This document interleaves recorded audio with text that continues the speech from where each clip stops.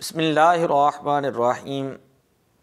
دورہ نحو کے تیسرے سبق کے اندر آج ہم پڑھیں گے نحو میر کا تیسرا سبق، اور اس سبق کے اندر ہم پڑھیں گے جملہ انشائیہ کسے کہتے ہیں، جملہ انشائیہ کی کتنی اقسام ہیں اور ان کے تعریفات کیا ہیں اور ان کی مثالیں کیا ہیں۔ انشاء کا معنی ہوتا ہے کسی ایسی چیز کو وجود میں لانا جس کا پہلے وجود نہ ہو۔ اب جملہ انشائیہ کی 10 اقسام ہیں، اور 10 کے علاوہ بھی نحو میر کے اندر اور بھی بیان کی گئی ہیں، لیکن یہاں پر صرف 10 ہی جو ہے وہ بیان کی گئی ہیں۔ مثلا افعال مدح و ذم، یہ بھی انشاء مدح و ذم کے لیے آتے ہیں۔ اسی طرح حسبی اللہ، یہ انشاء توکل کے لیے جو ہے وہ بیان کیا جاتا ہے۔ الحمدللہ انشاء حمد کے لیے اس کو بیان کیا جاتا ہے۔ پہلی قسم ہے امر۔ امر اس فعل کو کہا جاتا ہے جس میں فاعل مخاطب سے کسی کام کے کرنے کا حکم دیا جائے، جیسے کہا جاتا ہے اضرب، تو مار۔ دوسری قسم ہے نہیں۔ نہیں وہ فعل ہوتا ہے جس میں فاعل مخاطب سے کسی کام کو روکا جائے یا فاعل مخاطب کو کسی کام سے روکا جائے، جیسے کہا جاتا ہے لا تضرب، تو نہ مار، تو نہ مار۔ تیسری قسم ہے تمنی۔ تمنی وہ جملہ ہے کہ جس کے ذریعے کسی آرزو کا اظہار کیا جائے۔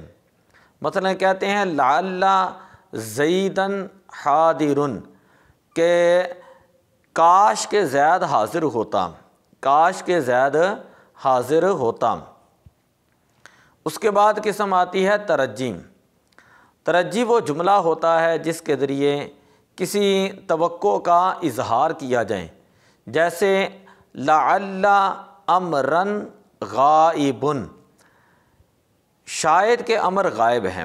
لعل امرن غائب، شاید کہ امر غائب ہیں۔ اسی طرح اس کے بعد قسم ہے استفہام۔ استفہام کا مطلب ہوتا ہے کہ جس کے اندر کسی چیز کے بارے میں سوال کیا جائے، جیسے کہا جاتا ہے حل ضرب زید، کیا زید نے مارا۔ یعنی جس جملے کے اندر استفہام ہو اسے جملہ استفہامیہ کہا جاتا ہے، اور یہ انشاء کی قسم ہے۔ اس کے بعد ہے عقود۔ عقود کا معنی یہ ہوتا ہے، یہ عقد کی جمع ہے جس کا معنی ہوتا ہے خرید و فروخت کرنا، کہ جس کے ذریعے کوئی خرید و فروخت کا معاملہ طے کیا جائے۔ مثلا اگر کوئی شخص چیز بیچ رہا ہے تو وہ کہتا ہے بعت، میں نے بیچا، اور اگر کوئی شخص کسی چیز کو خرید رہا ہے تو وہ کہے گا اشتریت، میں نے چیز کو خریدا۔ اس کے بعد قسم آتی ہے ندا۔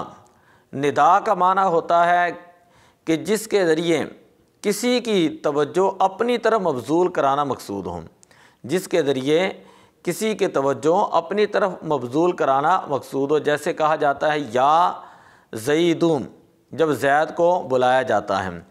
پھر اس کے بعد ایک قسم ہے عرض۔ عرض کا معنی یہ ہوتا ہے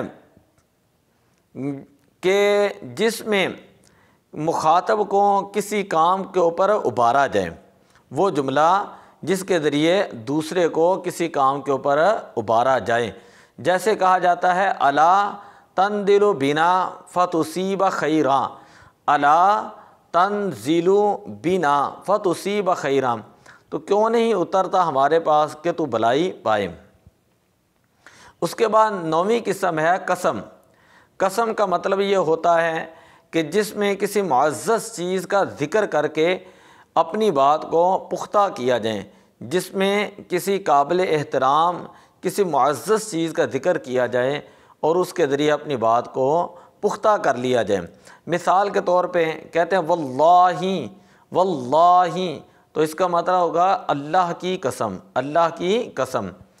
اور واللہ لأضربن زیدا، اللہ کی قسم میں تجھے ضرور ماروں گا۔ اسی طرح ایک ہے تعجب، آخری قسم ہے جملہ انشائیہ کی تعجب۔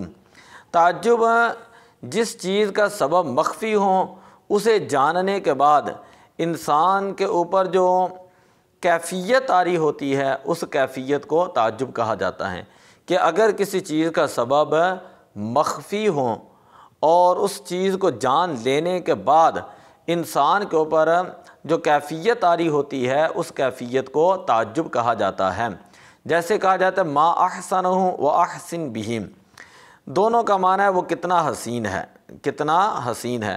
ایک ذہن یہ ہے کہ ہر ایک کی میں اس کی ترکیب بھی کروں لیکن اس میں بات زیادہ لمبی ہو جائے گی، تو اس لیے بہتر یہی ہے کہ جو تھوڑا تھوڑا جو ہے سبق اس کو پڑھا جائے، اتنا پڑھا جائے کہ اس کو سمجھا بھی جائیں اور قرآن پاک سے اس کی پھر مثالیں نکالی جائیں، اور اس نحو کا اجرا کیا جب قرآن حدیث کے اوپر، تو یقین کریں کہ یہ علم جو ہے یہ بڑا جو ہے ایک برکت والا علم ہے۔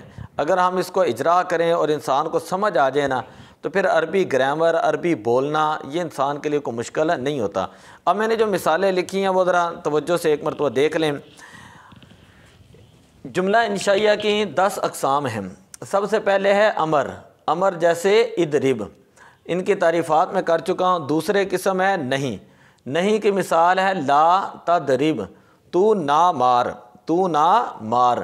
تیسری قسم ہے تمنی، تمنی میں نے آپ کو بتایا تھا کہ وہ جملہ ہوتا ہے جس میں کسی چیز کی آرزو کی جاتی ہے، جیسے لیت زیدن حاضرن، کہ کاش زید حاضر ہوتا، کاش زید حاضر ہوتا۔ اس کے بعد ہے جملہ ترجی، ترجی کے بارے میں نے بتایا تھا کہ ایسا جملہ کہ جس کے اندر کسی توقع کا اظہار کیا جائے، جیسے لعل الشباب یعودم، شاید کہ جوانی لوٹ آئے۔ اس کے بعد ہے استفہام، استفہام کا مطلب ہوتا ہے کہ جس میں کسی جملے کے اندر سوال کیا جائے، جیسے حل ضرب زید، کیا زید نے مارا، کیا زید نے مارا۔ اس کے بعد ہے قسم عقود، عقود کے بارے میں نے آپ کو بتایا کہ وہ جملہ ہوتا ہے جس میں کسی کے ذریعے، جس جملے کے ذریعے کسی شخص کے ساتھ کوئی سودا صرف طے کیا جائے، خرید و فروخت کی جائے۔ عقود عقد کی جمع ہے اور عقد کا معنی ہوتا ہے خریدنا، تو عقود اس جملے کو کہا جاتا ہے یا ان جملوں کو کہا جاتا ہے کہ جن کے ذریعے کسی چیز کو خرید و فروخت کی جائے۔ مثلا کوئی شخص اگر فروخت کرتا ہے تو وہ کہتا ہے بعتم، اور اگر کوئی شخص خریدتا ہے تو وہ کہتا ہے اشتریتم۔ اس کے بعد ہے عرض، عرض کے اندر یہ ہوتا ہے کہ کسی دوسرے کو کسی کام کے اوپر ابھارا جاتا ہے، جیسے الا تنزل بنا فتصیب خیرا، الا تنزل بنا فتصیب خیرا، کہ تو ہمارے ساتھ کیوں نہیں اترتا کہ تو بھلائی پائے۔ پھر اس کے بعد ہے قسم، قسم کے اندر یہ میں نے بتایا تھا کہ جس میں کسی معزز چیز کا ذکر کر کے اپنی بات کو پختہ کیا جائے، جیسے کہتے ہیں واللہ لأضربن زیدا۔ اس کے بعد ہے تعجب، اور تعجب کا مطلب یہ تھا کہ جس چیز کا سبب مخفی ہو اسے جاننے کے بعد انسان کے اوپر جو کیفیت طاری ہوتی ہے اس کیفیت کو جو ہے وہ تعجب کہا جاتا ہے۔ تو آگے ہم سبق بعد میں بڑھائیں گے، یہاں پر میں رک کر ایک بات کرتا ہوں کہ جو پہلا سبق ہے، دوسرا سبق ہے، تیسرا سبق، جب آپ ساتھ ساتھ ان اسباق کو دہراتے چلے جائیں اور پھر اس کے بعد آگے جو پڑھیں اس کو بھی دہراتے چلے جائیں اور یاد رکھیں اور اس کا قرآن پاک کے اوپر منطبق کریں، تو خود بخود یہ علم جو ہے وہ آپ کو ازبر ہوگا اور یہ علم آپ کو جو ہے وہ یاد بھی رہے گا۔ تو دعا ہے کہ اللہ تعالیٰ سمجھنے کی توفیق عطا فرمائے۔ الصلاۃ والسلام علیک یا رسول اللہ وعلی آلک واصحابک یا حبیب اللہ۔